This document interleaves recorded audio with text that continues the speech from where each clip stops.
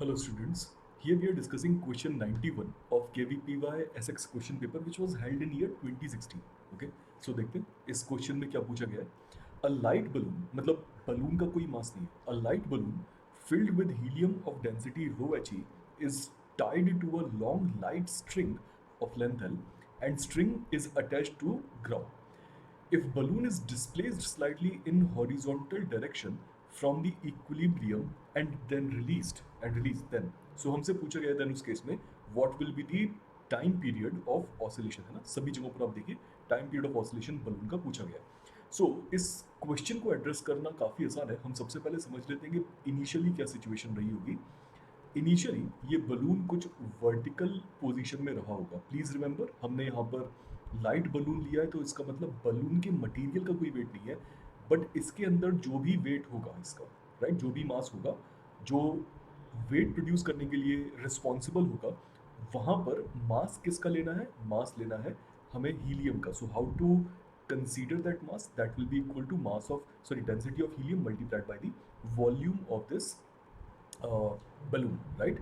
सो ये जो बलून का वेट है ये एक्ट कर रहा है अगेंस्ट दी बॉइंट फोर्स. आप जानते हैं कि डेंसिटी ऑफ एयर ग्रेटर होती है in comparison with density of helium. So इसका मतलब ये हुआ कि यहाँ पर टेंडेंसीज बलून की होगी अपवर्ड मूव करने की, बट हमने सिंस यहाँ पर स्ट्रिंग लगा रखी है तो ये मूव नहीं करेगा. सो देयरफॉर बॉइंट फोर्स की वैल्यू हम लिख सकते हैं density of air multiplied by displaced volume of air which is equal to the volume of balloon itself into g, right.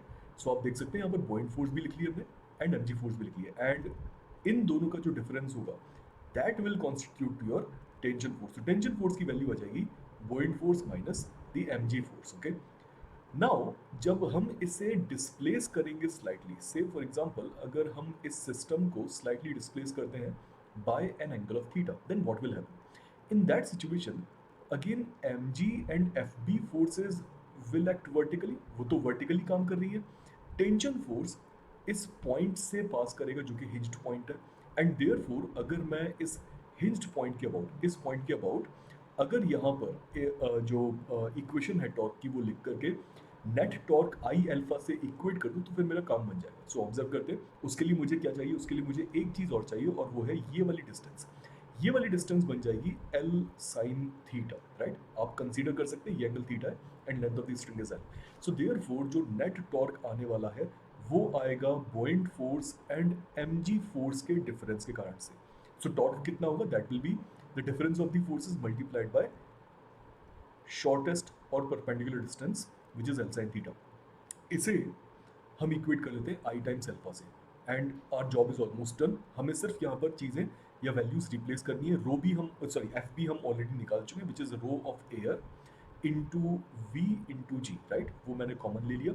M की वैल्यू थी density of helium into V into g. So आप देख सकते हैं यहाँ पर we into ji common ले लिया है. मैंने एक स्टेप मिस कर दी है. आपको अगर ज़रूरी लगता है तो आप इसमें एक स्टेप बीच वाली अपने आप प्रोसीड कर सकते हैं, ठीक है. बाकी सारी चीज़ें एज इट इज हैं. आई की वैल्यू मैं यहाँ पर पुट करूँगा M L square. Please remember ऐसा क्यों किया, प्लीज़ अंडरस्टैंड ऐसा क्यों किया, क्योंकि यहाँ पर हम ये अज्यूम करके चल रहे हैं कि यहाँ पर जो साइज़ है इस बलून का वो लेंथ के कंपैरिजन में काफ़ी ज़्यादा छोटा है. सो ये सिस्टम एक पॉइंट मास की तरह बिहेव कर रहा है, राइट. वेयर एज यहाँ पर मास ऑफ बलून को रिप्लेस किया जा सकता है density of helium into volume से, राइट. सो आपके पास ये एक्सप्रेशन बना. आप ऑब्जर्व कर सकते हैं v कैंसिल आउट हो जाएगा, राइट. l कैंसिल आउट हो जाएगा एंड साइन थीटा अगर हम थीटा ऑसिलेशन का बहुत छोटा रखते हैं so that S H M हो यहाँ पर, तो sine theta can be converted to theta. So next step में आप देखिए ये जो एक्सप्रेशन है हमारे पास, रिमेनिंग एक्सप्रेशन ये बचता है विच इज इक्वल टू, या फिर यहाँ पर डिनोमिनेटर में rho into H E, rho H E into L, right. So हमारे पास अल्फा का ये एक्सप्रेशन बचता है. आप ऑब्जर्व कर सकते हैं this entire quantity is omega square. मुझे ओमेगा पता चल गया तो time period will be 2 pi by omega which will be rho H E divided by rho air minus rho H E times L by G, right. This is also inside the under root. आप observe कर सकते हैं option C perfectly matches here and that is the correct answer of this question, right. So idea बहुत simple था. आपको just slide understanding develop करनी थी यहाँ पर कि किस तरीके से काम होता है, मतलब किस तरह से हम टेंशन फोर्स का टॉर्क नहीं लेंगे, यहाँ पर सिर्फ F B and M G का टॉर्क आएगा, टेंशन फोर्स का टॉर्क जीरो होगा, and net torque should be equated with I times alpha. Simple question, right? Standard question था. So I hope you guys might have understood the idea कि इस question को proceed कैसे करना था. And Vedantu Eklavya के बारे में अगर आप और जानना चाहते हैं तो फिर आप इसके बारे में गूगल पर सर्च कर सकते हैं. Best of luck.